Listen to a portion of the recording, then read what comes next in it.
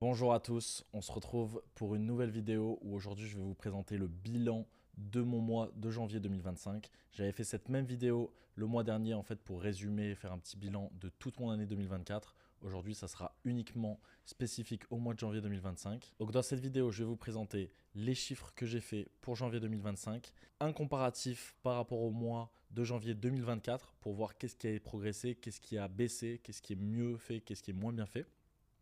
Je vais vous présenter l'émission principale que j'ai faite pour janvier et un petit récapitulatif global voilà, des dépenses publicitaires, etc. Je vais essayer d'aller le plus vite possible et essayer de vous donner un maximum d'informations le plus transparent possible. Restez bien jusqu'à la fin parce que tout ce que je vais parler dans cette vidéo, il y a énormément de valeur et normalement vous pouvez appliquer certaines choses que je vais vous dire à votre business ou alors avoir des idées justement pour comment vous allez gérer votre business une fois que vous allez vous lancer. On commence directement par les chiffres de janvier 2025. Donc un chiffre d'affaires de 72 679 euros pour 3 686 commandes expédiées et 61 remboursements. Le coût publicitaire, on voit qu'il est à 7 000, donc un peu moins de 10%. Un profit net de 16 391 euros. On voit que le TACOS est de 10%.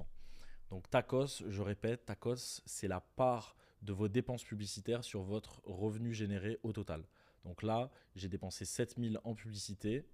On voit bien, j'ai dépensé ici 7 000 en publicité ici. Et j'ai fait un chiffre d'affaires de 72 000. Un peu moins de 10% de mon chiffre d'affaires a été en dépenses publicitaires. Par rapport à ça, qu'est-ce que je peux faire comme conclusion dans ma dernière vidéo, j'avais défini que l'objectif pour cette année 2025 était d'avoir 10% de tacos sur les produits stables. Donc là, j'ai fait 10% de tacos, donc j'ai réussi l'objectif, sachant que l'année dernière, j'étais plus sur une marge à 21%. Pour mettre ça en contraste, ce mois-ci, ça reste quand même un mois très faible en termes de vente. En basse saison, aucun produit que je vends est dans son pic d'activité.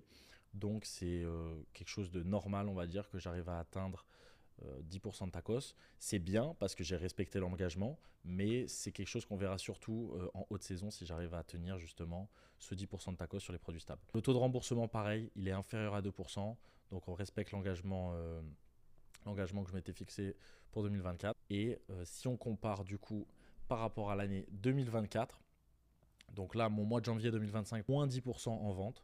Donc moins bien en termes de volume de vente, mais j'ai optimisé la publicité. On voit que là, j'ai un profit net de 16 391 euros pour ce mois-ci, alors que l'année dernière, pour un volume de vente un peu plus supérieur, j'avais plus de 2 fois moins de profit. Et ça, c'est uniquement en partie, on ne voit pas là, mais par rapport aux dépenses publicitaires. C'est uniquement par rapport à ça. Donc qu'est-ce que j'ai fait? J'en avais parlé dans ma vidéo, dans ma vidéo précédente. Si vous ne l'avez pas vu, regardez-la, parce que je vous prends vraiment tout en détail mon année 2024. Et en fait, de quoi je parle? Je parle du fait que j'ai optimisé mes publicités, car j'optimisais mes publicités car justement j'avais un coût d'ACOS. Donc l'ACOS c'est différent du TACOS. L'ACOS c'est vraiment uniquement les ventes générées via les publicités. Donc j'avais des ACOS qui étaient supérieurs à 50% la plupart. Et voilà, je disais que l'objectif c'était d'arriver à avoir un 20-30% pour les grosses campagnes, ce qui allait me permettre justement de réduire mon TACOS, donc mon ACOS final, en prenant en compte les ventes organiques. Là, on voit que pour le mois de janvier, du coup, sur des campagnes en France et en Allemagne, j'avais dit que j'allais faire surtout un focus en Allemagne. Voilà, c'est celles qui ont dépensé le plus et qui ont rapporté le plus en chiffre d'affaires. J'ai réussi à avoir des ACOS à 20, 21, 25, 28. J'avais dit qu'il y avait un léger bug, donc il faut voir un tout petit peu plus à la baisse. Donc là, par exemple, on peut être à 22%, là 25%, là peut-être 19%. Voilà, donc on dépasse rarement les 30%. Quand on voit que j'ai dépassé les 30%, voilà, c'est surtout pour des campagnes au UK par exemple ou des campagnes test pour des produits France. J'avais dit que j'avais lancé un nouveau produit le mois dernier. Voilà, je fais des phases de testing en UK. En France, pour le moment, l'Italie n'est pas encore lancée par rapport aux publicités, je veux dire. Voilà, il y a toujours des trucs à travailler, mais on voit que là, les dépenses publicitaires sont vraiment pas représentatifs. Quand on parle de bonnes statistiques, c'est à partir de 1000 euros de vente. Là, on voit qu'à partir de 1000 euros de vente, je reste toujours aux alentours des 30%. Et ça, c'est intéressant. Voilà, la meilleure, par exemple, est à 25%. En dessous, elle est à 22, on va dire, et celle-là à 19. Donc ça, c'est des bons retours et il faut rester sur cette dynamique-là pour les mois suivants. Les mois suivants, on va essayer justement de faire plus de ventes grâce à des stratégies. Donc je vais vous montrer les missions que j'avais définies pour janvier 2025. La première mission était donc de trouver une solution sur un changement de catégorie qui ferait potentiellement économiser 3% sur le chiffre d'affaires. Je vous explique, actuellement, j'ai des produits, certains produits qui sont sur une certaine catégorie et je pense qu'en fait, ils sont à cheval en fait, entre deux catégories, ils peuvent appartenir à une autre catégorie et cette autre catégorie ferait économiser 3% sur leurs ventes. Parce que Amazon, voilà, Amazon prend une commission sur vos ventes en fonction de la catégorie. Donc cette catégorie-là, par exemple, est à 15 actuellement, mais pourrait potentiellement passer à 12. Donc ça ferait un petit delta de 3% d'économie. 3% sur, imaginons, un volume de vente à 100 000, par exemple, on ferait quand même donc 3 000 euros d'économie. Donc imaginez sur des chiffres comme 1 million, on est quand même à 30 000 d'économie. 30 000 d'économie, c'est pas négligeable sur un business comme ça. Je ne me suis pas réellement penché encore sur ce sujet-là. J'ai commencé à faire des recherches, mais je pense que c'est possible et je vais du coup en faire la demande. Quelle autre mission? Voilà, j'avais lancé un produit en décembre sur la Marketplace France. Voilà, l'objectif c'était de le lancer sur les autres marketplaces européennes, faire une expansion à l'international. Ce que je parle dans mes autres vidéos justement pour justement augmenter le potentiel en termes de visibilité, donc en termes de vente d'un produit. Donc là, j'avais fait mon premier lancement pour voir comment le marché français allait réagir. Maintenant que j'ai fait le lancement sur les autres marketplaces européennes, le but c'est aussi de discuter avec les clients par message en leur demandant leur avis sur le produit, s'ils ont repéré des défauts potentiels pour pouvoir justement vite ajuster le tir et pouvoir changer ça auprès des fournisseurs. Et aussi leur demander s'ils peuvent publier par exemple une photo en avis. Donc publier un avis honnête du produit, qu'est-ce qu'ils en ont pensé, avec une photo pour pouvoir permettre aux prochains clients potentiels de se faire une idée du produit. Donc ça, c'est une bonne manière justement d'obtenir des commentaires sans les inciter à mettre un commentaire positif du coup. Troisième chose, voilà, étape 1 du projet Italie-Allemagne. Je vous en avais parlé dans ma dernière vidéo, mais en Italie et en Allemagne, l'objectif, voilà, c'était de gagner des parts de marché. Il y a un gros marché potentiel à prendre, des parts de marché potentielles à prendre.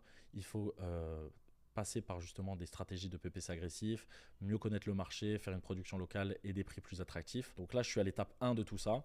Le projet, donc à l'étape 1 de tout ça, c'était de mettre en place une stratégie de ranking organique, donc déjà en consolidant les fiches produits, le SEO, et voilà, préparer par rapport à ça le PPC pour faire une phase de lancement, on va dire, une stratégie de lancement progressif pour pas être trop agressif dès le début parce qu'on n'est pas dans la saison haute, mais commencer à prendre des parts de marché sur des mots-clés, gagner en ranking pour pouvoir être prêt le jour J. La dernière mission que j'ai faite pour le mois de janvier 2025, c'était trouver une solution. Voilà, j'ai lancé un produit en octobre, trouver une solution parce que j'ai eu pas mal de retours négatifs sur la qualité.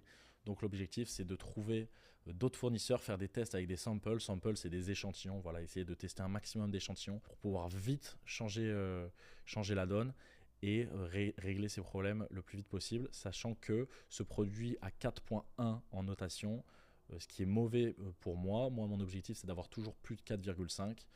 4,5, ça permet que chaque client qui tombe sur votre page produit ne voit pas comme un frein vos notations produits. Une personne qui vient sur votre page produit et qui a 4.1 peut être gênée et peut commencer à aller chercher quels que sont les défauts de votre produit. Une personne qui vient et qui a 4.5 aura moins de freins là-dessus. Je ne dis pas que les personnes qui ont des listings à 4.1 ne convertissent pas, il y en a qui convertissent énormément avec des produits qui ont même 3.9 en notation, mais je dis juste qu'il faut réduire le maximum de freins à l'achat pour les clients et donc ça fait partie du lot et aussi ça permet d'avoir voilà, le produit le plus qualitatif possible, ça reste le but final sur Amazon. Voilà pour cette petite présentation. Pour conclure, un mois assez faible en termes de chiffre d'affaires, mais du bénéfice à la fin, beaucoup plus de bénéfices que l'année dernière. Ça, c'est par rapport à des stratégies que j'ai mis en place sur les publicités. Si vous aussi vous vendez sur Amazon, sachez qu'on peut vous aider à optimiser grâce à vos publicités, à optimiser vos ventes, mais aussi à optimiser votre bénéfice, vos parts de dépenses publicitaires pour que ça soit plus intéressant en termes de retour sur investissement, donc plus de ventes, mais aussi moins de dépenses inutiles. Voilà. Donc ça peut être intéressant pour une phase de lancement, pour une phase de scaling, pour une phase d'optimisation. Et sachez que si vous vous lancez aussi sur Amazon ou que vous avez comme projet d'investir de l'argent, sachez qu'Amazon, ça reste toujours une bonne opportunité en 2025. Les gens pensent qu'ils ont raté le coche par rapport aux années précédentes, mais c'est toujours le cas. C'est toujours un très bon investissement de faire ça. C'est mieux, je trouve, d'investir sur des choses auxquelles on a la connaissance, ou du moins auxquelles on va prendre connaissance au fur et à mesure, acquérir des compétences, plutôt que par exemple acheter des actions en bourse ou placer sur un livret A ou sur une assurance vie 10 000 euros. Voilà. Si vous avez actuellement 10 000 euros, je vous conseille plus de les placer sur un business Amazon qui va avoir un retour sur investissement sur plusieurs années bien plus supérieur que tout ça. Et vous ne pouvez pas réellement perdre d'argent sur Amazon. Tout va finir par se vendre. Nous, ce qu'on cherche, c'est vraiment trouver des produits qui se vendent le plus possible, le plus rapidement possible, pour pouvoir faire le plus de ventes journaliers et donc mensuelles. Mais si vous avez fait une erreur, par exemple, sur votre produit et que votre produit ne se vend pas beaucoup, il se vend quand même. C'est ça qu'il faut savoir. On ne reste pas avec un stock dans les mains qu'on n'arrive pas à vendre. Tout produit, si la recherche de produit a été bien faite, se vendra. Nous, ce qu'on cherche, voilà, c'est de trouver quand même les produits qui se vendent le plus possible chaque jour, ou alors qui font le plus de marge chaque jour, et essayer de trouver voilà, le plus possible de produits comme ça pour lancer une petite armée de produits, et que toute cette armée-là vous génère le maximum de profit chaque mois. Donc voilà, si vous avez un de ces deux profils, que vous voulez investir de l'argent pour vous lancer sur Amazon, ou alors que vous voulez scaler votre produit qui tourne déjà, n'hésitez pas à prendre un appel. On parle ensemble de tout ça, on fait un petit point sur votre situation, on ne mord pas, ne vous inquiétez pas, et on se retrouve voilà, pour la prochaine vidéo, ou alors derrière le téléphone. Ciao, ciao.